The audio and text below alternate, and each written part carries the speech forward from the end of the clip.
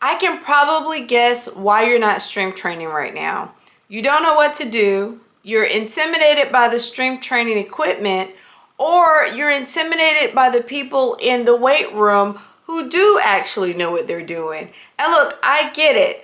I used to be cardio queen. I would actually go into the gym and I would work out on the elliptical or I would hop on the treadmill, but you would never catch me in the weight room. And it's for all of the reasons that I just mentioned. But when I started my weight loss journey and I lost 30 pounds in the first 75 days, I knew that in order to get the body that I actually wanted, I was probably gonna have to start strength training. Now, I did 5 distinct things that really made a difference in my beginner strength trainer journey. So much so that I lost 70 pounds in 9 months and 90 pounds overall. After losing the first 70 pounds, I had so much loose skin around my abdomen that I had a tummy tuck to have it removed. Now, what you may be surprised to learn is that I didn't join a gym when I started my beginner strength trainer journey. I started with 3 sets of dumbbells in my home basement. I had a light set, a medium set, and a heavy set. My light set was 5 pounds, my medium set was 8 pounds, and my heavy set was 15 pounds. I used the light set and the medium set mainly for my upper body work, doing things overhead with my shoulders or curling with my arms. And then I used the heavy set primarily for my lower body workouts, doing things like squats, lunges, and ab work. And I continued to use this light set, medium set, heavy set rotation. And I got to about the 3rd week and I realized that I could probably go a little heavier on my light set and my medium set. So that's when I moved up in weight. I went from 5 pounds, 8 pounds, 15 pounds, to 8 pounds, 12 pounds, 20 pounds. And so as I got stronger using this 3 dumbbell rotation, I just gradually progressed in the amount of weights that I was lifting. And with these 3 sets of dumbbells, I just simply made sure that I was hitting all of my major muscle groups at least once a week and sometimes twice a week. I was doing strength training 5 to 6 days a week. And when I'm talking about major muscle groups, I'm talking about my shoulders, my chest, my back, my legs, and my core. And I just made sure that throughout the course of the week, I hit all of those major muscle groups at least once, and some of them actually twice. And you can always do this as a full body exercise where you're hitting all of the major muscle groups at once. But I like to do body splits where I was working on upper body one day and maybe lower body the next day, and then chest and back, and then my core. So I was breaking it up into what was called body splits versus doing full body workouts every day. And I found that to be the most effective way for me to work out and to see results. And if you want a copy of the workout schedule that I was following, click on the link in the video description and download your copy of that. Now, another thing that I did on my beginner weight loss journey is that I focused on form versus reps. And what I mean by that is I actually slowed down the workouts and made sure that I understood the movement and what muscle I was actually trying to engage with that movement. A lot of times we think that the more reps that we do of an exercise, the better. But what I'll tell you is sometimes that's not necessarily true. 10 sloppy reps does less for your body and is harder on your joints than 6 clean reps. And another thing, if you're practicing bad form in the beginning, you're just gonna repeat that bad form over and over again. What you do in the beginning is kind of what you continue to do. You know, a lot of the beginner strength trainer injuries don't actually come from lifting too heavy. It comes from poor form repeated over and over again. So I absolutely focused on form, slowed my workouts down, and really thought through what muscle am I trying to engage. That whole mind muscle connection is a real thing. So knowing that I was actually doing the movement correctly actually started to build my confidence. So when we talk about being intimidated in the weight room by the people that actually know what they're doing, well, now I kind of know what I'm doing and I'm less intimidated by other people who are also strength training because I know I got my form right, if nothing else. And this kind of goes back to that light set, medium set, heavy set. So how do you know when your weights are too heavy? If you can't maintain your form by rep 6, then your weight is probably too heavy.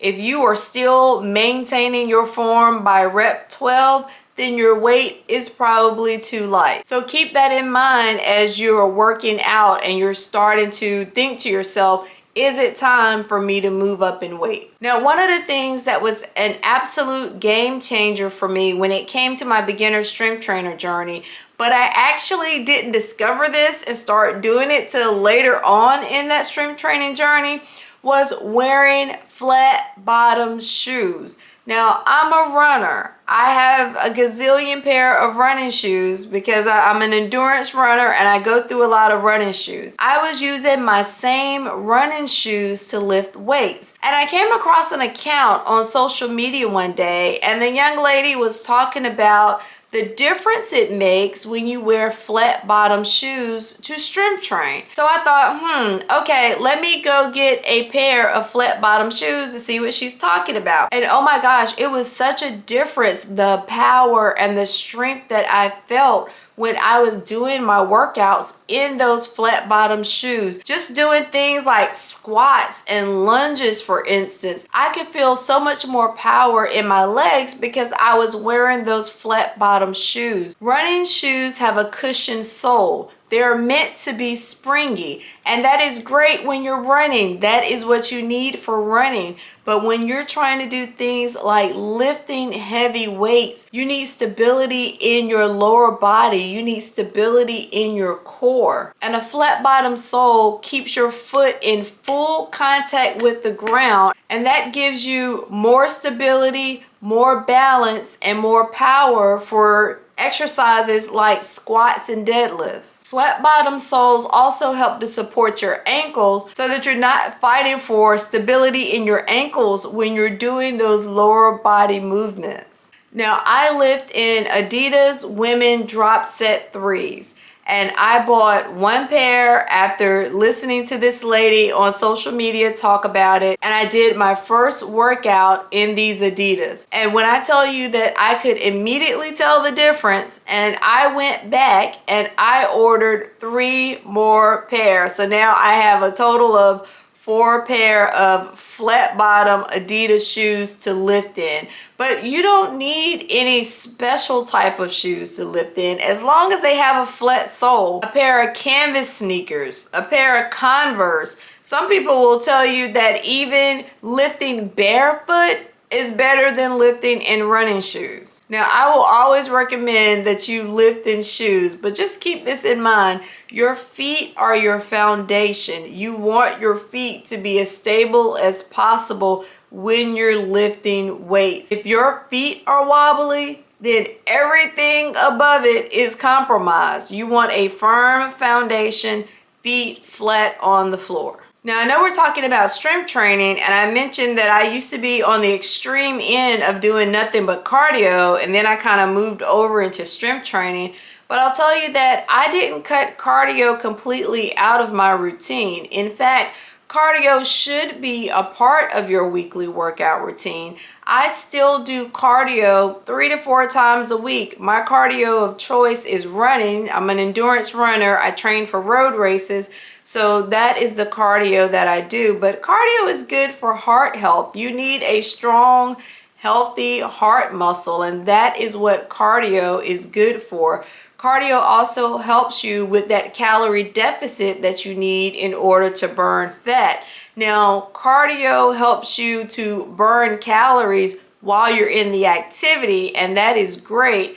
But on the converse, strength training helps you to build muscle, which increases your metabolism so that you are burning calories even at rest. And so with strength training, you're burning calories all the time, versus cardio, you're only burning calories while you're in the activity. But it is still very important a very important component to your overall health and fitness as you start this beginner strength training journey. So don't skip on the cardio. I don't want to give off the impression that you should swing the pendulum from cardio only to strength training only. Incorporate cardio 3 to 4 times a week. 30 to 45 minutes at a time is plenty, and you'll reap the benefits of not only burning calories and increasing your endurance with cardio, but then you're also building muscle and increasing your metabolism with strength training. Let me know in the comments what has prevented you thus far from beginning your strength training journey, and if there's anything that I've shared here that you think you may be able to incorporate to finally start your own strength training journey. I would love to hear your thoughts about what your struggles are and how I can help. And don't forget, if you want a copy of my workout schedule plus a couple of templates for you to be able to pencil in your own strength training routine each week, go to the link in the video description and download a copy of that. If this video has been helpful to you, take a moment and give it a thumbs up so that other women just like you can find this information and start their own beginner strength training journey. And if you haven't joined the Get Fit community yet, take a moment and hit the subscribe button. I would love to have you here. Stick around for more great content just like this. Take care, and I'll see you in the next video.